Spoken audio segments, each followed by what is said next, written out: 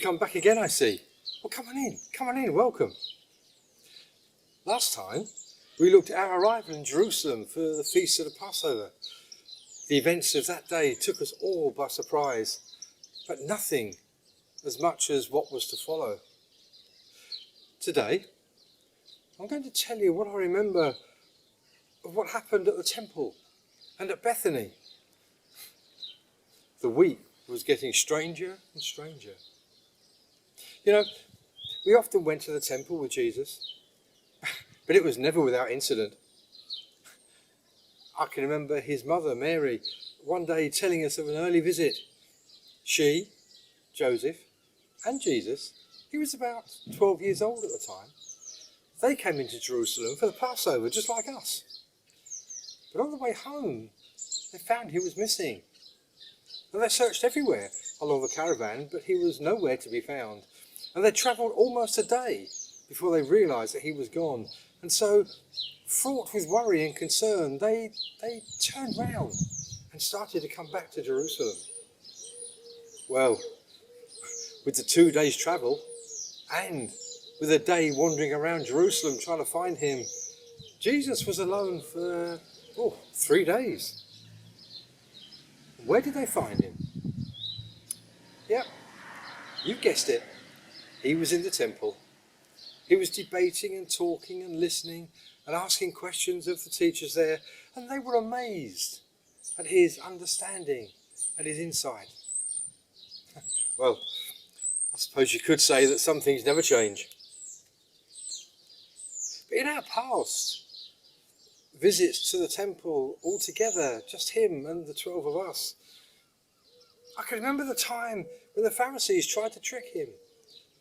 They asked him by what authority he was doing all these things.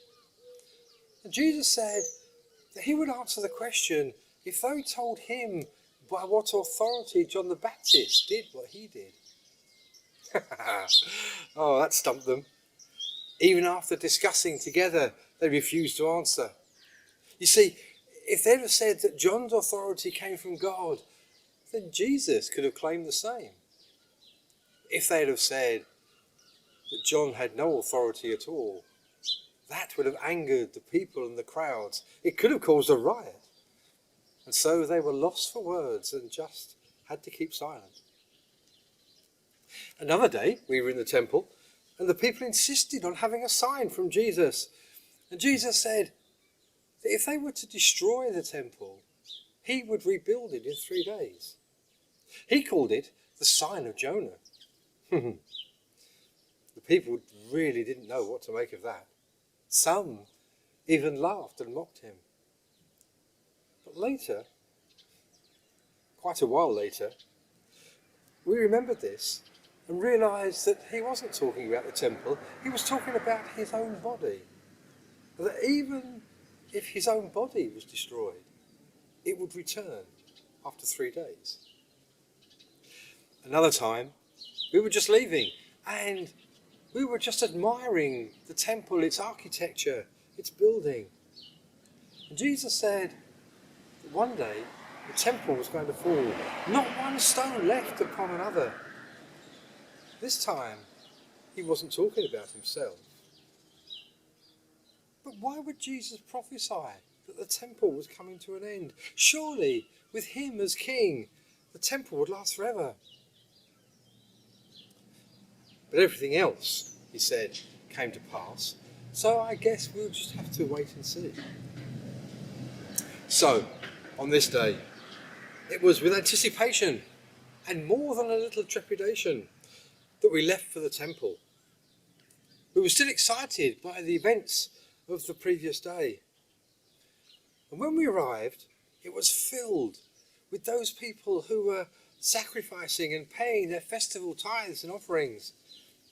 And when we got to the court of the Gentiles, that was where all the non-Jews would gather together and worship, the converts. We found the place full of money changers, exchanging currency for the temple coin. And as usual, making a fast profit. It was here that Jesus' mood changed. He sat down and he gathered some length of cord, the same cord that we used to tether the sacrificed animals, and he started to wind it together. To our astonishment, it looked like he was making a whip. And then he stood up and, quoting from the prophet Isaiah, you see, I told you he liked him, he cried out, "My house will be called a house of prayer for all the peoples." I guess that included the Gentiles. After all, we were in the court of the Gentiles. But then he went on, now quoting Jeremiah, "But you are making it a robber's den." And he cried out with a loud voice and flew at them, whirling the cord over his head, kicking over the tables, scattering the money and the animals for sacrifice. But this was no temper tantrum. There was no anger or retribution in his eyes. But there was passion, a righteous, burning passion. The money changers retreated. They ran from him. The temple guards, and there were a few, they seemed shocked and immobile. And the whole situation just seemed unreal. And when Jesus had overturned the last table, we gathered back together again and began to leave. We could see the Pharisees over in the corner, under the portico, just huddled together, probably plotting. We weren't worried about them. They were yesterday's men. But like yesterday, I couldn't help but see a connection between the great general and king, Judas Maccabeus, and what had just happened here. When Judas returned from defeating the Syrians, he entered Jerusalem, went to the temple, and cleansed the temple from the desecration of the Gentile Samaritans. Jesus now has just cleansed the temple from the excesses of us, the Jews. And I must admit to being troubled by the thought that as a devout worshipper, I may just have got it wrong all these years. But now, it was just a couple of days away from Passover, and we received an invitation to go to Bethany. That was one of our favourite places. We often visited to see Martha. What a cook she was. And Mary, always slipping away from the chores to hear what Jesus was saying. And of course, there was Lazarus. But he's been different since that day he left the tomb. But I suppose there is no surprise there, especially as the Pharisees are looking to arrest and kill him, as many who have heard his story were coming to believe in Jesus. But sorry, I digress again. This invite wasn't from Mary and Martha or Lazarus, but from a man called Simon. Don't know him, but he wanted us to join him for dinner. And Jesus was happy to go. And to tell you the truth, so was Judas. As holder of our money, he was happy that this meal was not going to come out of the common purse. There were a lot of expenses during Passover. Well, we settled down, and the evening was going well. It was a good meal. The wine was tasty, and the conversation flowed freely. Then, unexpectedly, a woman walked in. I don't think she was even on the guest list, but she went straight up to Jesus, and before we could stop her, she'd broken a phial of liquid and poured it over his head. For a moment, we were just transfixed by her presumption. How dare she gatecrash a private meal? How dare she then approach the guest of honour in this way? I mean, she could have made Jesus and the rest of us unclean in Passover week, for goodness sake. But then, the smell, the heavy aroma, it was almost intoxicating. Wait. Yes, It's the mixture of oil and spice. It was nard. Incredibly expensive and only used to anoint someone for burial. What impertinence! What does she think she's doing? Jesus isn't going to die. He's not even ill. He's just coming to the kingdom. Jesus isn't going anywhere, let alone dying. It's ridiculous. And even Judas pointed out that the expense was a waste and as such broke the law of Moses. And in Passover week of all times, the money for that perfume could have been given to the poor or included in the common purse. And I must admit, he did have a point.